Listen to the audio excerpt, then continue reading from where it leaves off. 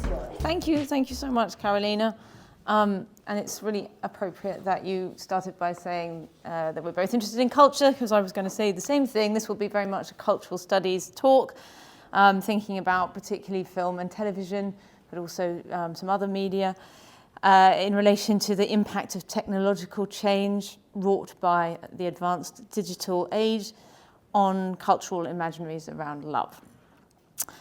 So, sexual love, at once the most sort of other or outward oriented of impulses, but it's also really been seen for a long time as intimately bound up with the construction of the self. Whether you look to Plato and his sort of very basic representation of his famous story of sort of beings rent asunder and later coming back together, the missing other half, or to scholarship on romantic comedy, an example at the bottom of the slide there, right up to something more recent like Sarah Ahmed's work on The Good Life, which she says is constructed around a link between individual happiness and heterosexual completeness, among other things, which she critiques. So it's a paradoxical but long-standing idea. However, as many media theorists have pointed out, what's a bit different now is that new media technologies have for more than a decade been radically changing the forms via which subjectivities and identities are articulated, and therefore, following Marshall McLuhan, the contents of selfhoods as well, which means that romantic relations are also up for grabs afresh. And I'm not thinking just about, say, how new media like dating apps might be altering the mechanical business of finding a mate, but rather how the sort of new understandings of the self inevitably entail new understandings of self-other relations, and how that's negotiated in fiction in my work. And one of the most obvious developments recently concerns the blatant failure of an ethics of love as care. So we've got a proliferation of narratives of sort of abuse and coercion, coupled and travestied, especially, although not exclusively, between the genders. Lots of egregious cases widely mediatized since Me Too, the Epstein files being just the most contemporary big one. And we see a reflection of this in contemporary screen fiction. So these are all post-Me Too examples. There could have been others, which right now we've got like Sorry Baby, After the Hunt, both about abuse as well in cinemas. I've tried to include some which are not only Anglophone as well, so French, and also this Italian film, which did better than Barbie at the Italian box office, quite interestingly, and it's very good, about domestic abuse. So, if this is how we see Ahmed's promise of happiness in heterosexual love playing out, it's little wonder that bad sex and generalized isolation and loneliness are on the rise, it would seem. There are hundreds of sensationalist media articles about this, but I'll just mention some scholarly books, including the pithily titled Bad Sex from last year in particular. But we also have narratives around no sex, if you like, celibacy, voluntary and involuntary, which reflects real changes, sociological changes. So the bad sex, the authors of that book, they talk about euphoria, and although euphoria does have lots of sex, including bad sex, if any of you have seen it, perhaps the more meaningful relationships are outside sex. This is a scholarly article about an asexual relationship, and this book, which was a big bestseller that maybe some of you have read, I think is quite interestingly sort of about an asexual, sort of proto-romantic, long-standing friendship between a guy and a girl. And it's about gamers, people who partially interact in the digital realm, so it's sort of relevant to today despite not being a sort of a new media product. It's a new media story. It's logical that intimacy becomes a site of fear when it's almost impossible to clearly determine who to avoid if personhood itself is, in the online age, radically unfixed, now an ongoing, outward-facing, yet often curiously, solitarily achieved project. So I'm thinking of the curation of the self on social media, very obviously. Here's a good phrase for it, ego media. One project recently. How can we establish a clear framework for ethics when the coordinates of such structures alter according to the angle of view?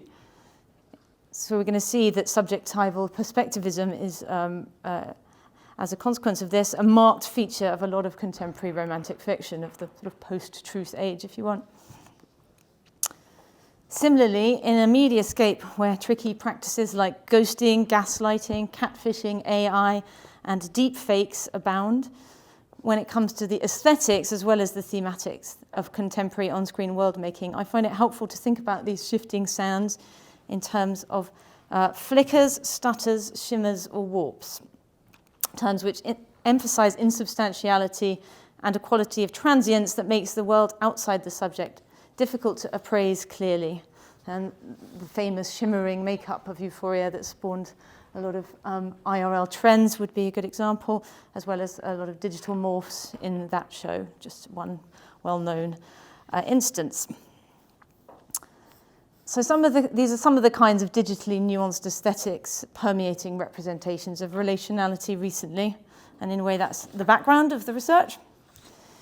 I want to argue today that it's in some of these inconsistencies, these sort of glitches, if you want, in the glossy surfaces of constructed on-screen worlds, that we might see something more hopeful.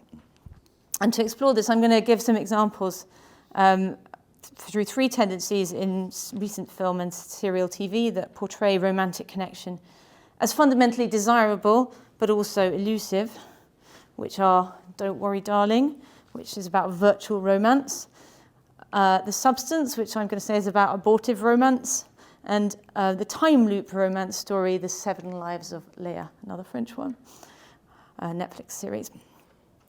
It's the first two are films, yeah. I'll spend the most time on Don't Worry, Darling, so don't worry if I seem to be spending ages on it. That'll be more brief on the other two, particularly Leia.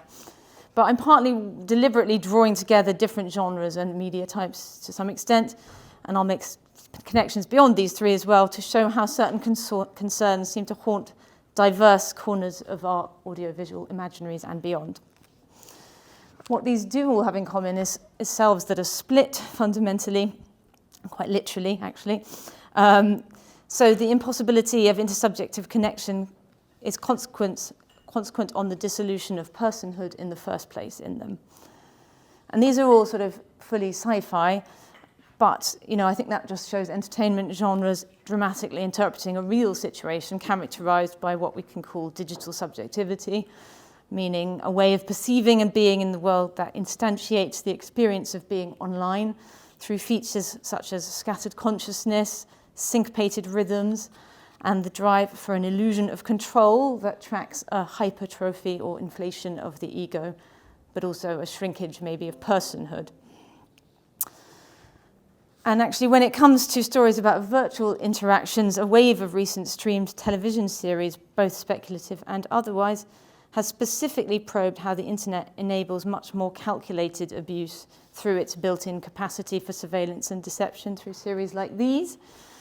These all exemplify in various ways Nick Couldry, who was here, wasn't he, last term, was it, or earlier this term? Nick Couldry and Ulysses Mejias' work on descriptions of data now being extracted from human life itself for profit, whether that's economic or affective profit. So I think it's very much the case that the nature of the threat is ubiquitous now, and this is reflected by the way that the red for danger has saturated the whole image in the right-hand examples there. I think Made for Love is particularly interesting, though, not least because it's quite similar to Don't Worry, Darling, in that it sets up a woman who's kept by her husband in a seemingly perfect world that turns out to be a kind of gilded digital prison, where he's recording and interpreting her emotional data, first through cameras, surveys, and so on, and then through a chip implanted in her brain against her will. Quite interesting if you haven't seen it. So let's turn, though, to Don't Worry, Darling. It's a good place to do that. The only case study that deals more directly with the real affordances of contemporary media, I'm afraid there's a big spoiler alert here, through a staging of an entirely digitally simulated world.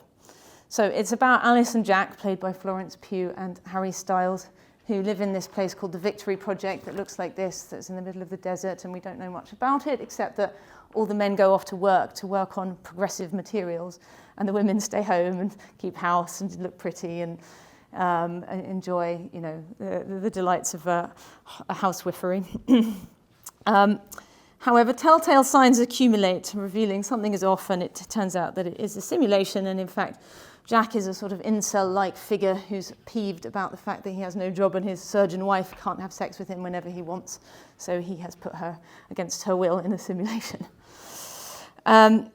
It reminds me of Severance, which maybe people have seen, is very well viewed, in the way that subjectivities can be interchanged.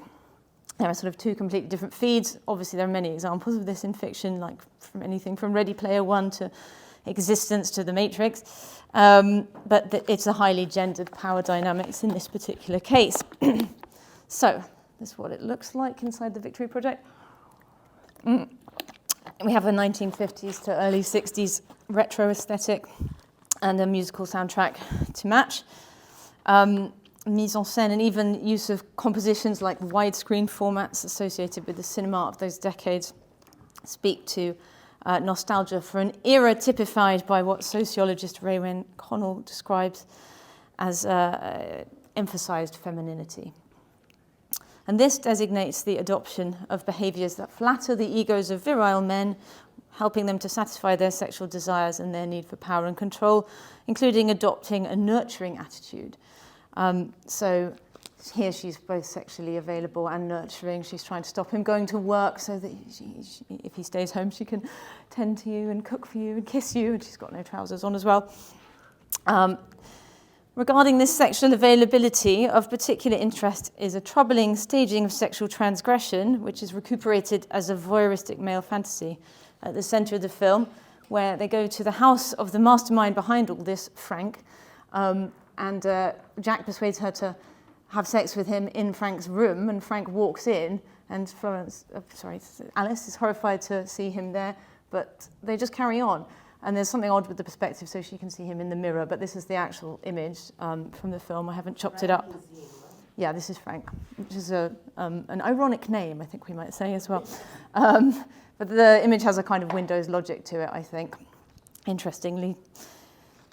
In his 2018 book, Making Sex Public, Damon R. Young details the way that in the post-liberationist eras, 1960s, 70s, in US and French cinema, sex came on scene outside the domestic sphere, private spaces, and Barbarella was the emblematic figure of this, the liberal sexual subject. So here, Alice's sexuality is once again contained in the domestic space, exclusively for her husband's pleasure. But at the same time, even this distinction is rendered unstable, as her sexuality also seems to be made public, yet in a way that's revealed to be kind of a caricature of actually being private, literally orchestrated by and for the male brain. So the gains of female sexual liberation are travestied by making them a consumable for Frank as well as Jack. And this reminds me of recent work on mirror worlds by Julie Boyce-Kay, Banny Weiser, and other people. And they're talking about how anti-feminist movements co-opt the language of feminism and twist it. So, for instance, the trad wives movement in the USA talks about, how it's reclaiming agency to go back to being a housewife. Not to mention this awful slogan. For the pro-life movement. Discussing sexualities intertwining with citizenship in this way also foregrounds then the resonances of Don't Worry Darling with broader contemporary political and cultural developments, notably the far right, which is what Naomi Klein was originally writing about when she's talking about mirror worlds, and then sort of appropriated by feminist media scholars. But also the rise of tech oligarchies, and I would like to mention Ben Little and Alison Winch's excellent book here, diagnosing what they call the new patriarchs of digital capitalism, in which celebrity tech founders are interrogated as architects and agents of new networks of power that remain as gendered as old ones. And of course, technological hegemonies have been directly harnessed to serve the ends of the political right in the USA at times as well, although it's a complex history. I'm reminded too of a recent best-selling book whose title, Everything's Fine, is a bit like Don't Worry, Darling. Yeah, this sort of hollow, placatory ring to it, which is explicit about patriarchal power's kinship with far-right ideologies. The main character is a black woman, and she harbours sort of moderate unease about her WASP boyfriend and his ethics, until the day she finds a MAGA hat in the laundry basket, leaving her, like the protagonists of Don't Worry Darling and Made for Love, shell-shocked, in the words of Bonnie Hoenig, even when he claims that it's just a joke. So I think what's particular to all these narratives is the way that patriarchal authoritarianism has become the other within, sort of hidden in plain sight. A worldview unquestioningly swallowed and internalized until the day it's vomited back up. Sometimes literally, we'll see this in the substance. And what's called for in order to see across the thin line between fine and really not fine at all is critical insight figured in terms of a kind of probing, maybe a gaze, but I'm actually more inclined to say something like kind of faculties of perception, so not just a visual gaze actually, because the visual world tends to be quite often deceptive. So in Everything's Fine, when the protagonist Jess tells her boyfriend about being mistreated in her corporate job, probably for racial reasons, as they stargaze together, he says, "You know it doesn't matter, right? Do you ever look up at the stars and think that's all it is? Bullshit. Pointless bullshit. None of it matters." I should be doing an American accent, but I won't. Later, she reflects, how easy it is for him to compartmentalize. If he can't see it, then it's not real. And I find that very striking as a twist on the sort of classic romantic situation of stargazing, lovers connecting to nature, which we get in many rom-coms, Bridget Jones's recent outing being one, among many. And I cite this literary example to show how a kind of logics of digital perception is informing storytelling well beyond digital media themselves, again. A logic according to which seeing objects is down to the seer, as with the magic eye posters that are a focal point, pun intended, sorry, in Tomorrow and Tomorrow and Tomorrow, the other book that I mentioned, maybe some of you remember. That's this kind of recurring conceit. At the same time, more than literature, screen narratives are well equipped to stage graphically what Hoenig calls the heightened disorientation consequent on today's reactionary political order. I don't know if I'm saying her name right, Hoenig? Yeah. Severance and Made for Love are examples of this. So this is like fake doors, basically. And here, do you remember this? If you've seen it, she tries to leave this workplace where she's consigned to be all the time in her waking subjectivity, the main character, and she opens the door, which looks like a stairwell, and opens it, and as soon as she gets to the other side, she's just returned to the corridor that she came from. So it's a kind of trompe-l'oeil, a digital trompe-l'oeil. Something similar in Don't Worry Darling. The first time she really, it's the wrong one, really realizes something's wrong is when she looks up at the sky and she just sees a slight kind of warping of the aeroplane. And that's when, she begins to worry. And then we see her trying to escape the simulation here, which you do by putting your hands on the headquarters of the Victory Project. So these sort of artificial horizons. And there are lots of various jarring spatial and temporal ellipses in Don't Worry Darling as well, which drew quite a mixed reception, with some people quibbling about its internal logic, saying, why does she suddenly start seeing things differently, seeing glitches? But I think that's perhaps the wrong question, and perhaps the film's incoherences speak precisely to the difficulty of pinning down sort of red flags now. The fact that more than anything concrete, what we need to be looking out for is a feeling that something's off, which some of the director Olivia Wilde's more abstract sequences seem to try to recreate.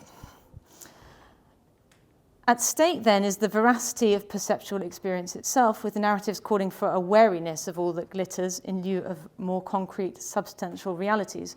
So, getting beyond the visual, but partly through perception, but it conceived somewhat instinctively.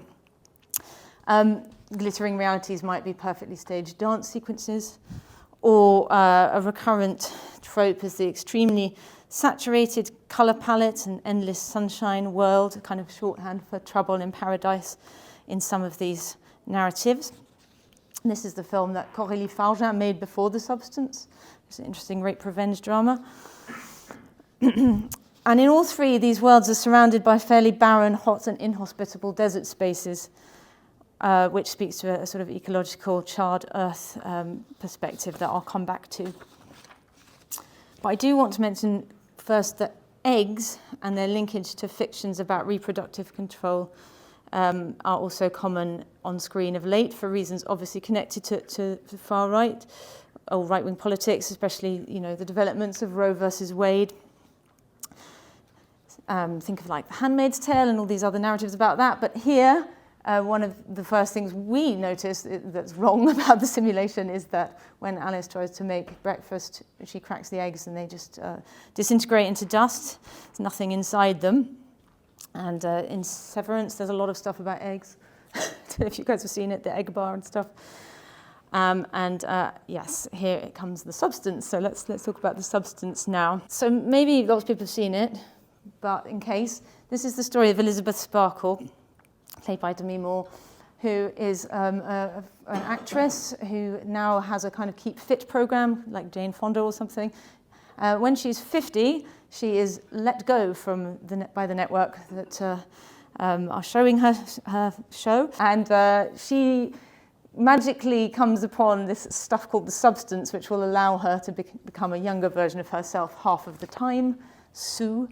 But what you mustn't do is ever take too much and try and stay in the young body for too long, or there will be dire consequences, as she discovers. It's funny that it's sort of about Jane Fonda, who also played Barbarella, this figure of the sexually liberated liberal left. I think this is, in a way, a sort of failed romantic story. It's hard to call it a comedy, because a key plot point is to do with abortive romance. So early in the film, Elizabeth meets her old friend from high school who's keen to take her out on a date. And you can see she's kind of quite happy there. And at the point when things are beginning to go quite badly wrong, and she's already disobeyed the rules, and as a consequence, like some of her present-day body is becoming deformed. That's what happens. It's just her hand at this point. She's got the glove. She sort of desperately tries to claw herself back into, happiness in her own real life as the age that she is biologically, and calls him, and they arrange to have a date. I can't remember his name, Bob, I think. And you can see that she's looking happier here than she does in most of the film. And this gives rise to probably the film's most talked about sequence when Elizabeth tries to leave to go on the date.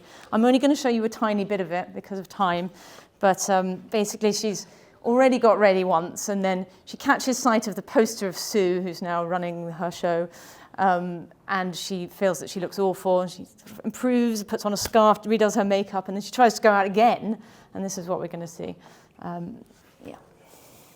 And then we see like hundreds of text messages coming from him asking where she is. His name is actually Fred, I have noted, which is interesting because obviously she's very violent towards herself in that sequence, but there's also an ethical violence towards Fred, who's left stood up.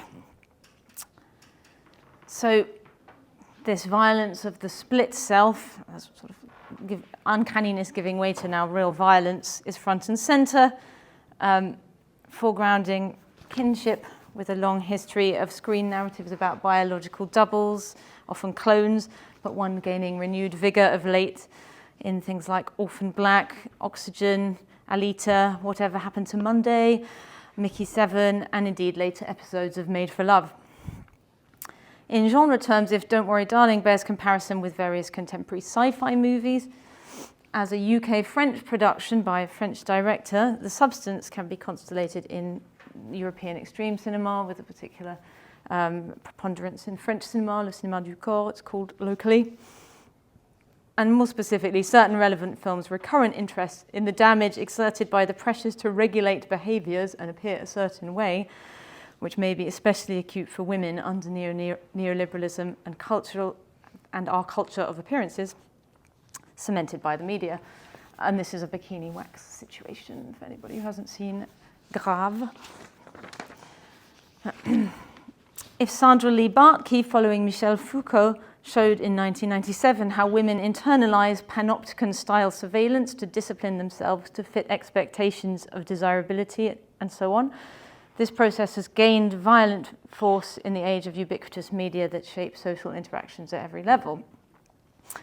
This intensification is inseparable from the rise of digital cultures. And Martine Bernier was punctual on this front with her 2014 article focusing in part on French extreme films by women, in which an amplified focus on the body is it seen as a reaction to digital ephemerality. Interestingly, the digital world isn't particularly prominent in any of these films, right? So it's more of a kind of backlash or counterexample. And for its part, the substance is assertively set in some ahistorical chronotope time space.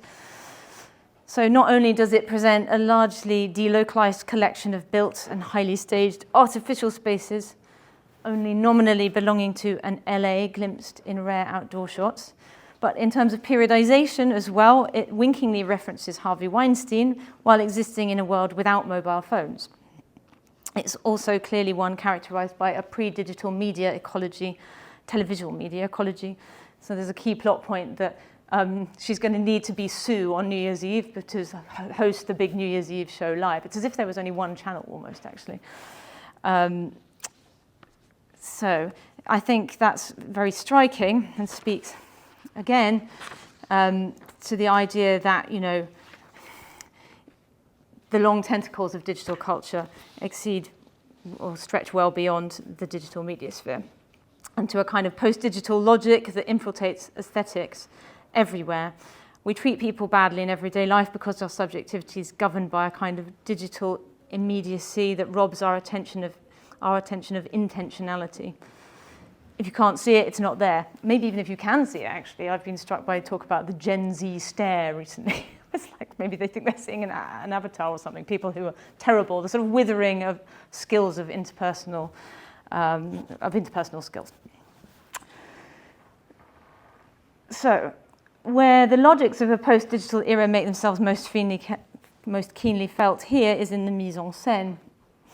So the key location, Elizabeth's apartment, is yet another kind of artificial refuge from a hostile environment, typified by glaring sun in the middle of the desert. So I won't talk too much about it for reasons of time, but she doesn't experience nice treatment in the street, ageist treatment in particular, and sort of violent, disorienting treatment underlined by camera work. Her apartment's architecture is rhymed with the other key location, which is the backstage of the TV show, reinforcing the parallelisms between Elizabeth and Sue, the social ego, if you like. But typified as it is by long uniform corridors, shot so as to stress Renaissance perspectivism by exaggerating the vanishing point, and sterile, empty, windowless, often white rooms, it also evokes a kind of virtual microcosmos, and where in Don't Worry, Darling, this was contained as a fantasy, now the fantasy realm has eaten up the whole world of the film, the diegesis, we call it in film studies. Not only that, but through intertextual echoes like this one with Severance, corporate corridors of Severance, there's a sense of screen worlds, plural, existing wholly autonomously as a complex alternate universe, or multiverse if you want, in a tendency fostered by streaming platform products' tendency to explicitly reference other titles from their own catalogues and from streaming platforms generally, and beyond, to be fair. But nowhere is the colonization of everything by audiovisual imaginaries more obvious than in the sequences where Elizabeth undergoes her bodily switch, where her experience of the apparently most intimately and corporeally real of agonizing pain and new birth is articulated through a shorthand comprising digital graphics. And what this most reminds me of was the abstract shapes and elemental imagery, often standing in for spectacular technological capacities in ad campaigns like this 2018 one for Dolby Cinema. Of course, the cataclysmic ending of the substance in which Elizabeth, or Elisa Sue Monstro, as she's called by then, explodes in front of the New Year's Eve live audience because she's taken too much of the substance, demonstrates very graphically that the drag of the body will not be transcended. There is no technical alternative to embodied relationality. She should have gone on the date, warts and all. Yeah, so I think that there's very much the sense of a kind of glittering and shimmering aesthetics being hollowed out, shown to be a mirage and, you know, not satisfying. The whole film could be seen as a sort of parody of the glow-up, the idea of the glow-up. And it also reminds me of the exhibition at Somerset House last year on cuteness that I went to. I'll just and I was actually going to say too, that underneath this glitz is the warped or smudged face, which is incapable of being ethical to the self, let alone to others. So I won't say too much about Leah. Yeah, that's okay, we're doing all right for time. But I just wanted to mention the last example because it's a little bit different, maybe also a bit less well known. So it's actually, you know, in a way, this mask or masquerade, the mask has slipped right from the beginning of the 7 Lives of Leah. You can already see the kind of gesturing perhaps towards glitchiness in the poster there, which actually reminds me of the font of Tomorrow and Tomorrow and Tomorrow. So we have these kind of shadow graphics denoting instability, unstable imagery, unstable ontologies. So this is about a teenager played by someone who looks a little bit too old, as so often. So it's a kind of high school narrative series, as I said. And we learn right from the start that the scripts of happiness via hedonism, heterosexuality, are dissatisfying. So Leah is at a party, it all looks quite nice. Electronic music, drugs, everybody's got sparkling stuff all over their faces. But quite early, her voiceover tells us that she's not really digging it. It was like an Instagram story, but she feels kind of completely alienated from it, saying here, my friend Roman says, we're all made of stardust. Me, I just had stars stuck to my face while she was hitting on the DJ. So, you know, this very, this undercutting of sublime aesthetics, if you want. So that what happens is that, quite dramatic, she wanders off into the canyon, which is where this is taking place in rural France, and takes a load of the drugs, whatever they are, unidentified white pills that she's stolen from the dealer's pocket because he said, you're too high, you can't have any more, to kill herself. And then she drops them all. And when she bends over to pick them up, she discovers a skeleton, a corpse that's been there a long time. So this prompts the events of the story where she travels back in time to discover how this guy died. It is a guy. Turns out to be this person called Ismail, who was actually killed in a sort of race hate attack in the 90s when he was friends with her parents when they were young. And so her 7 lives are, she wakes up on 7 different days, and each time she's in a body of somebody different from the period, and she must investigate what happened. But she actually falls in love with Ismail. One day she's in his body as well, and she decides she's in love with him. A different view of love, as I'm going to expand on. But again, we have these worlds that look nice, but you know, all that glitters is not gold, and that includes the 90s, although this is actually the 2020s, but then the 90s, you know, it has a kind of retro charm to it, and it's quite common actually for films, period films like this, to have a disconnect between the aesthetics and the sort of ideologies of the past.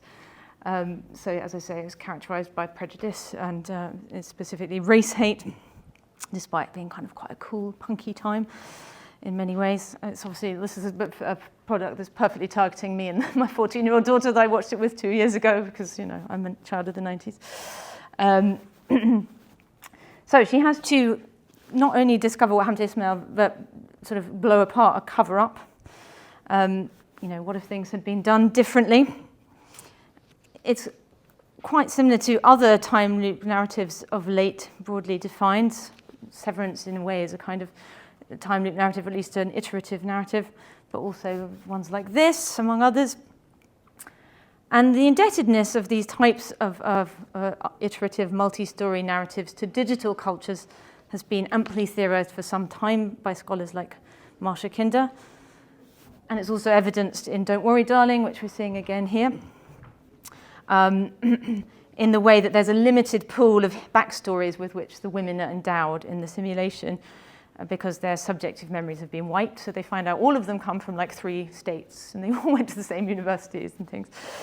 So it's because these narratives have been sort of rewritten by the men. So I wanted to include Leah because it ends very differently from the other 2. In Don't Worry, Darling, we have a kind of utopian reclamation of self. Alice escapes from the simulation. We see her dancing with abandon, presumably single again, back in the real world. And in the substance, obviously, it's a very traumatic kind of ripping away of existence. But here, what happens with Leah is that she discovers that in order for Ismail not to die, she needs to die. Or rather, her parents mustn't get together. So it's like the opposite of Back to the Future, where he's trying to make sure his parents get together so that he will be born. It's a kind of anti-Back to the Future narrative. And that's what she chooses to do. So she's released from immurement in her sterile world. This is her dancing in the canyon. And she releases Ismail, shown here, fruit picking, from bondage within a historically determined arc of expendability by giving up her embodied subjectivity altogether and returning to the dust that was mentioned in that first sequence, stardust, if you like.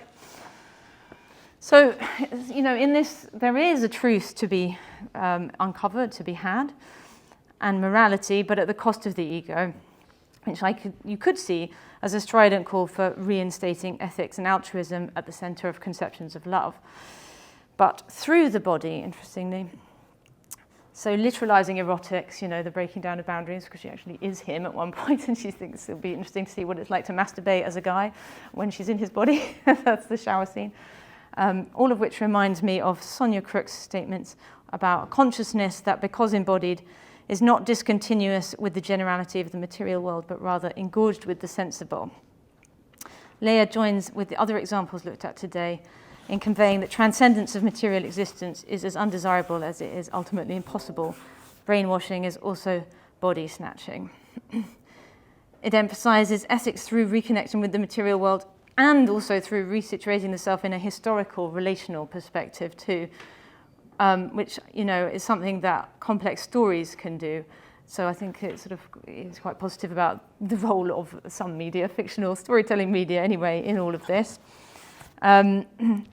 So, there's a suspicion maybe of presentist mentalities articulated, which reminds me of the work of Anna Kornbluh, who has called for a sort of aesthetic deepening to counter, the harms wrought by individualism, including ecological harms. So coming back to that at the very end of this talk, Leah too, incidentally, implies the ill effects of loss of connection with the earth. So one of the only times she feels happy is when she has this light in her bedroom that is like an undersea atmosphere, and it's indeed a turtle light, which is quite infantilizing for somebody who looks about 25, but I guess is meant to be 18.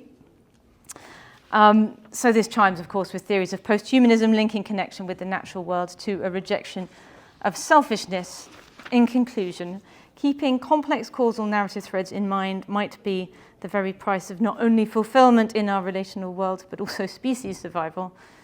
In the short term, procreation, and the longer ecological perspective as well, contributing to averting cataclysm so we can go on to have more IRL meets, whether they are acute, traumatic, transactional, or anything else in the first place.